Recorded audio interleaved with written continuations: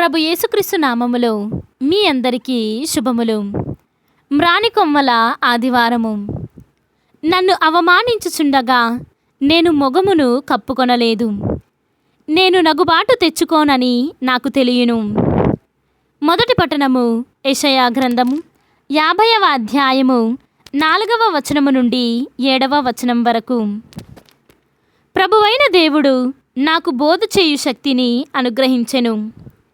నేను అలసిపోయిన వారిని ఓదార్చుటకు గాను అతడు నాకు సంభాషణా శక్తిని దయచేసెను. ప్రభువు ప్రత్యుదమును నన్ను ప్రబోధించి నేను శిష్యుని వలె అతని బోధను ఆలించినట్లు చేసెను. ప్రభువైన దేవుడు నాకు జ్ఞానమును దయచేసెను.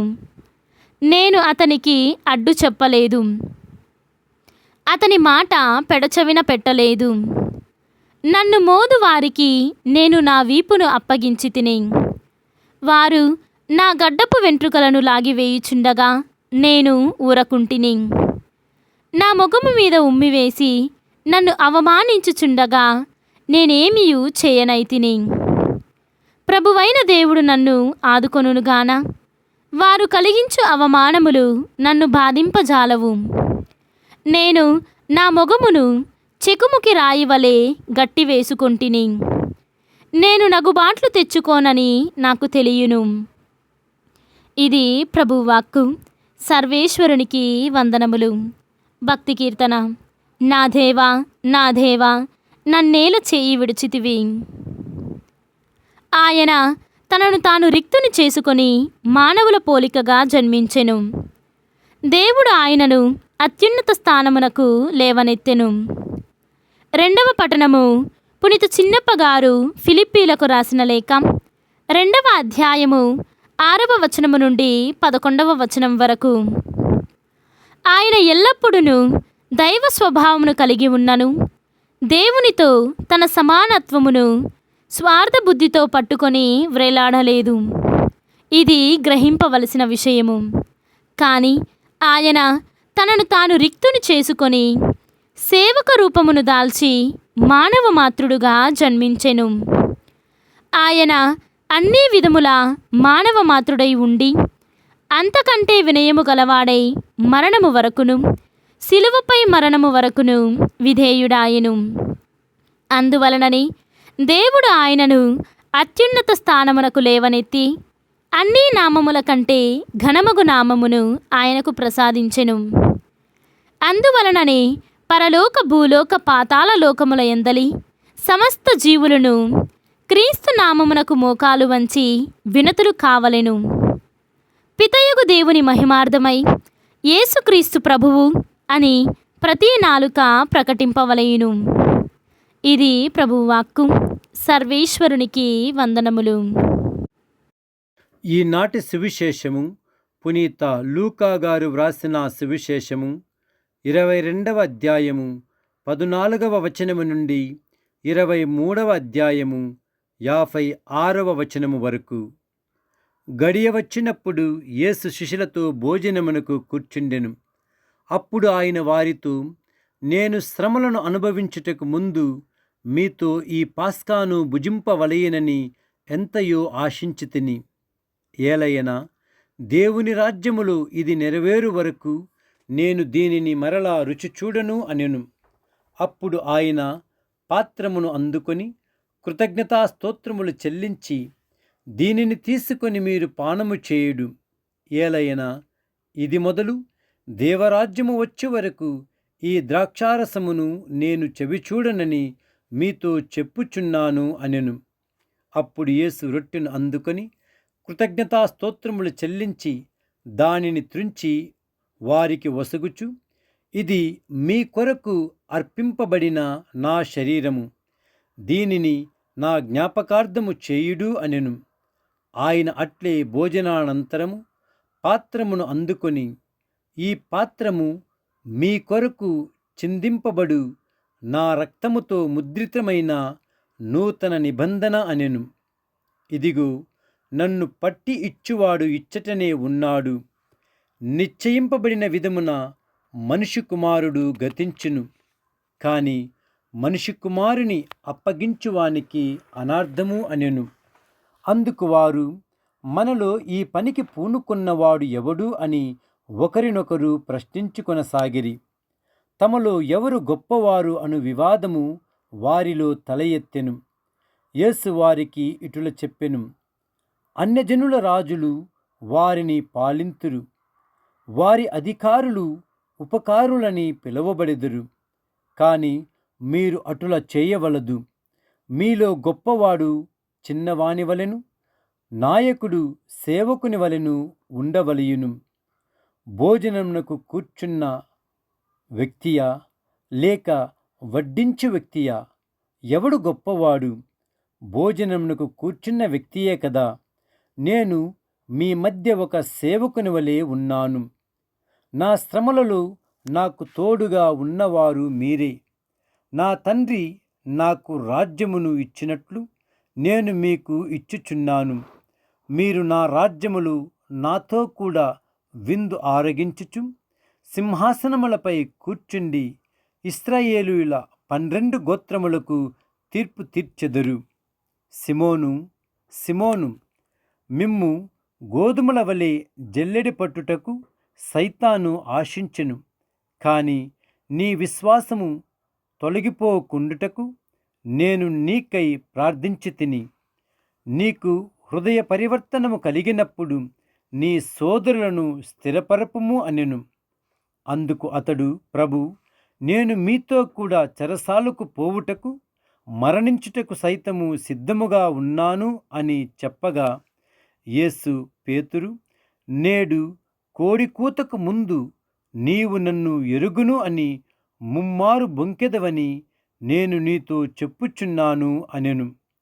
నేను మిమ్ము జాలెను, జోలెను, పాదరక్షలను లేకుండా పంపినప్పుడు మీకు ఏదైనా తక్కువ పడినదా అని యేసు వారిని అడిగెను.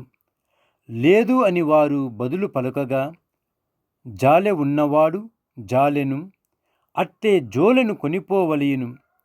కత్తిలేనివాడు తన వస్త్రములను అమ్మి దానిని కొనవలయును.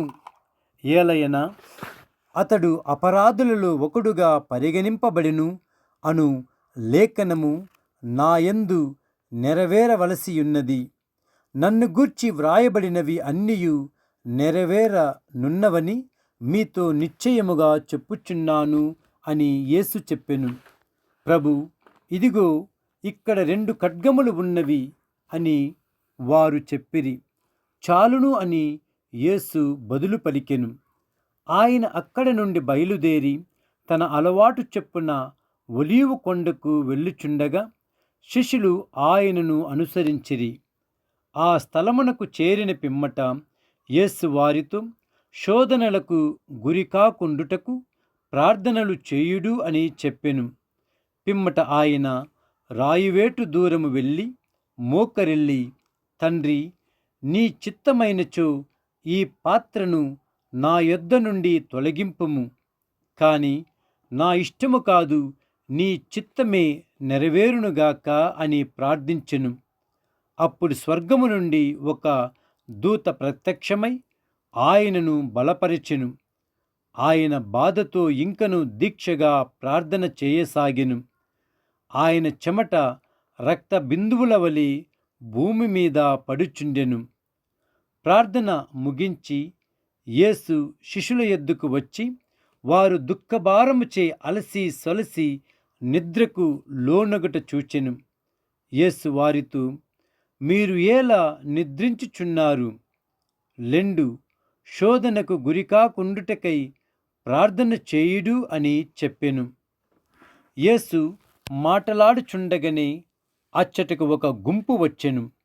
12 శిష్యులలో ఒకడుగు యూదా వారికి ముందుగా నడుచుచుండెను.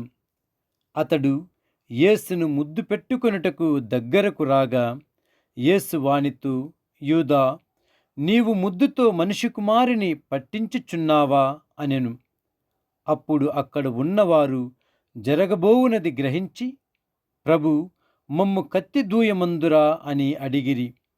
వారిలో ఒకడు ప్రధానార్చకుని సేవకుని కొట్టి వాని కుడి చెవి తెగ నరికెను. కాని యేసు ఇక చాలు అని వాని చెవిని తాకి స్వస్థపరచెను.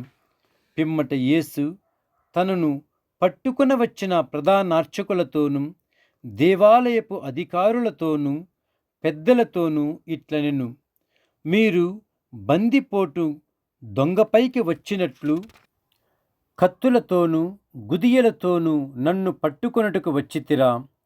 ప్రతిదినము దేవాలయములు మీతో ఉన్నప్పుడు మీరు నన్ను పట్టుకొనలేదు. అయితే ఇది మీ గడియ, అంధకారపు శక్తి అయి ఉన్నది. వారు యేసును బంధించి ప్రధానార్చకుని భవనమునకు తీసుకొని వచ్చిరి. పేతురు దూరముగా వెనుక వచ్చుచుండెను. ప్రజలు భవనము ముంగిట మంట వేసి చుట్టూను కూర్చుండగా పేతురు కూడా వారి మధ్య ఉండెను. అతడు అచ్చట వెలుతురులో కూర్చొని ఉండుట ఒక దాసి చూచి అతని వంక తేరిపార చూచుచు, ఇతడు కూడా అతని వెంట ఉన్నవాడే అనెను. కాని అతడు, అమ్మా, నేను అతనిని ఎరుగను అని బొంకెను. కొంచెం సేపటికి మరొకడు వచ్చి అతనిని చూచి, నీవు కూడా వారిలో ఒకడువు అనగా, ఓయి, నేను కాదు అని పేతురు చెప్పెను. ఇంచుమించు 1 గంట తరువాత ఇంకొకడు నిస్సందేహముగా ఇతడును అతని అనుచరుడు, ఏలయనా ఇతడును గలిలయ నివాసియే అని రూఢీగా చెప్పెను. అందుకు పేతురు, ఓయి, నీవు చెప్పినది నాకు తెలియదు అనెను. వెంటనే అతడు అటుల చెప్పుచుండగానే కోడి కూసెను. ప్రభువు వెనుకకు తిరిగి పేతురును చూచెను. నేడు కోడి కూయుటకు ముందు ముమ్మారు నన్ను ఎరుగనని బొంకెదవు అని ప్రభువు చెప్పిన మాటను పేతురు జ్ఞప్తికి తెచ్చుకొని వెలుపలకు వెళ్ళి వెక్కి వెక్కి ఏడ్చెను. భటులు యేసును పరిహసించి కొట్టి ఆయన కనులకు గంత కట్టి, నిన్ను కొట్టినది ఎవరో చెప్పుము అని అడిగిరి. వారింకను ఎన్నియో విధముల ఆయనను దూషించిరి. ఉదయముననే ప్రజలు, పెద్దలు, ప్రధానార్చకులు, ధర్మశాస్త్ర బోధకులు సమావేశమైరి.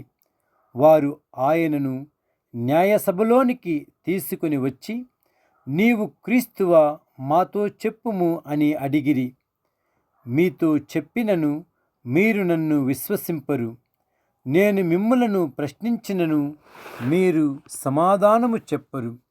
కానీ ఇప్పటి నుండి మనిషి కుమారుడు సర్వశక్తి సంపన్నుడైన దేవుని కుడిప్రక్కన కూర్చుండును అని యేసు బదులు పలికెను.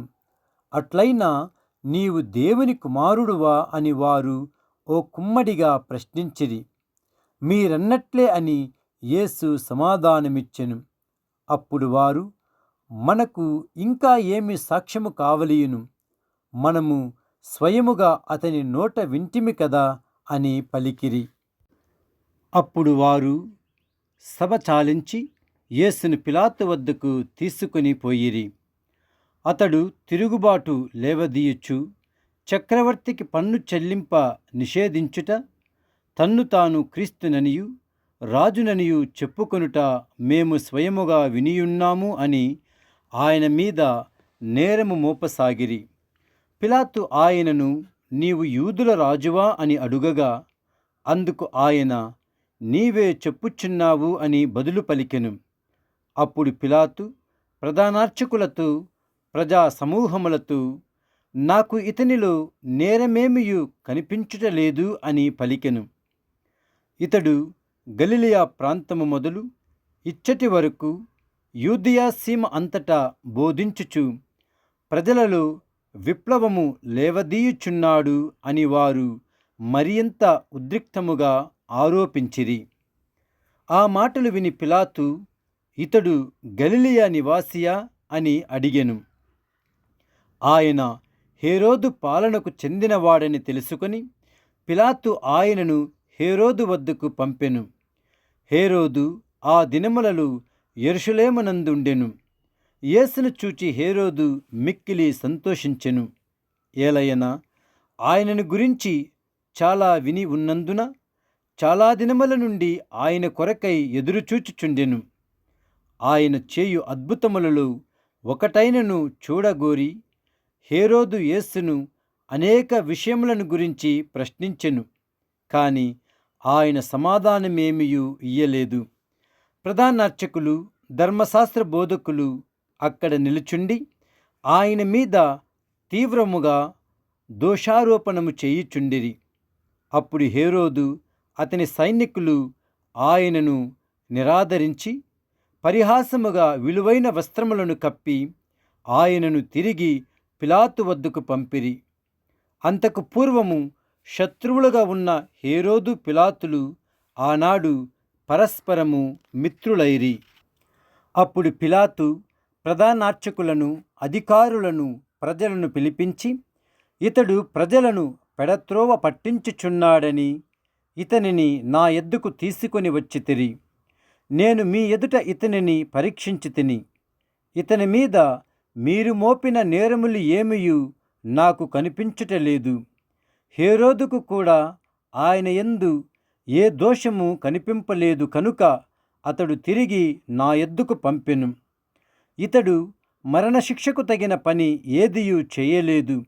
అందుచేత ఇతనిని కొరడాలతో కొట్టించి విడిచిపెట్టెదను అనెను. పాస్కా ఉత్సవములు ఒక బందీని విడుదల చేయు ఆచారము పిలాతుకు కలదు.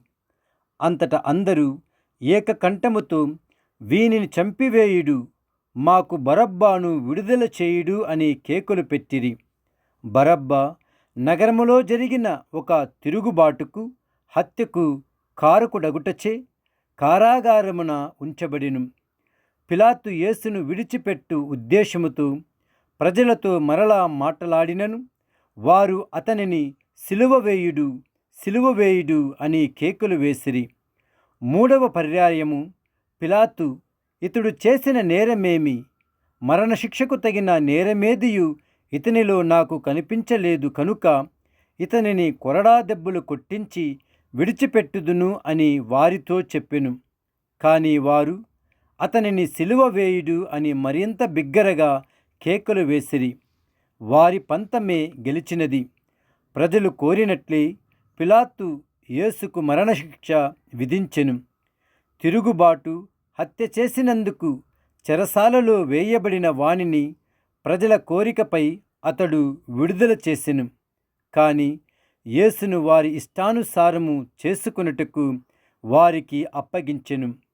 వారు యేసును తీసుకొని పోవునప్పుడు మార్గమధ్యమున పల్లె ప్రాంతము నుండి వచ్చుచున్న కురేనియా సిమోనును చూచిరి. యేసు వెంట సిలువను మోయుటకు వానిని బలవంతపరచిరి. గొప్ప జనసమూహము ఆయనను వెంబడించెను. అందుకొందరు స్త్రీలు ఆయన కొరకు రొమ్ములు బాదుకొనుచు విలపించుచుండిరి. యేసు వారిని చూచి, యెరూషలేము కుమార్తెలారా, నా కొరకు ఏడవవలదు. మీ కొరకును మీ బిడ్డల కొరకును దుఃఖింపుడు. ఏలయనా ఇదిగో గొడ్రాలు బిడ్డలను కనని గర్భములు, చెనుబాలియని స్తనములు ధన్యమైనవి అని ప్రజలు చెప్పు దినములు రానున్నవి. అప్పుడు ప్రజలు మా మీద పడుడు అని పర్వతములతోనూ, మమ్ము కప్పివేయుడు అని కొండలతోనూ చెప్పనారంభింతురు.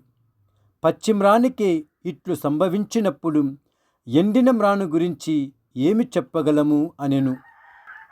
మరి ఇద్దరు గొప్ప నేరము చేసిన వారిని కూడా ఆయనతో చంపుటకు ఆయన వెంట కొనిపోయిరి.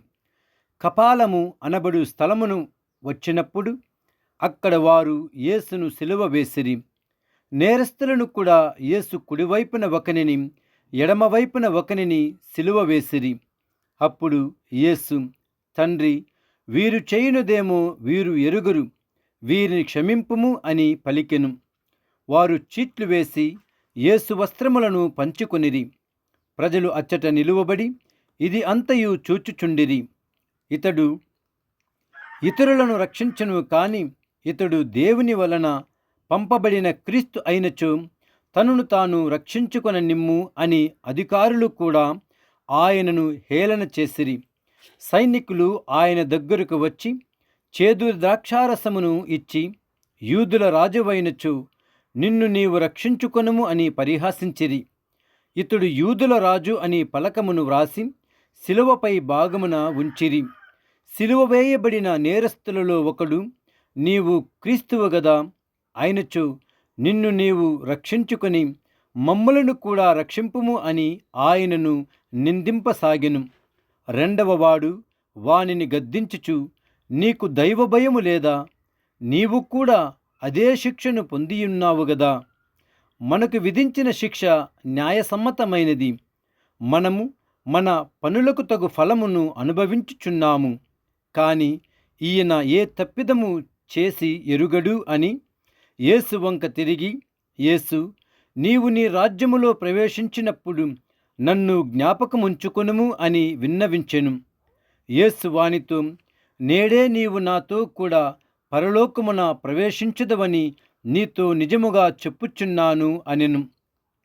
అది ఇంచుమించు మధ్యాహ్న సమయము. సూర్యుడు అదృశ్యుడాయెను. 3 గంటల వరకు దేశమంతటా చీకటి క్రమ్మెను. దేవాలయపు తెర నడిమికి చిరిగెను. అప్పుడు యేసు బిగ్గరగా, తండ్రి, నా ఆత్మను నీ చేతికి అప్పగించుచున్నాను అని పలికి ప్రాణము విడిచెను. దానిని చూచి శతాధిపతి దేవుణ్ణి స్తుతించుచు, నిశ్చయముగా ఇతడు నీతిమంతుడు అనెను. అచ్చట గుమిగూడిన ప్రజలందరూ ఈ సంఘటనలను చూచి రొమ్ము బాదుకొనుచు తిరిగి వెళ్ళిరి. గలిలయ నుండి యేసు వెంట వచ్చిన ఆయన పరిచితులందరూ, స్త్రీలు దూరము నుండి ఇదంతయు చూచుచుండిరి. యూదుల పట్టణముగు అరిమత్తాయి నివాసి అయిన యోసేపు అను ఒకడుండెను.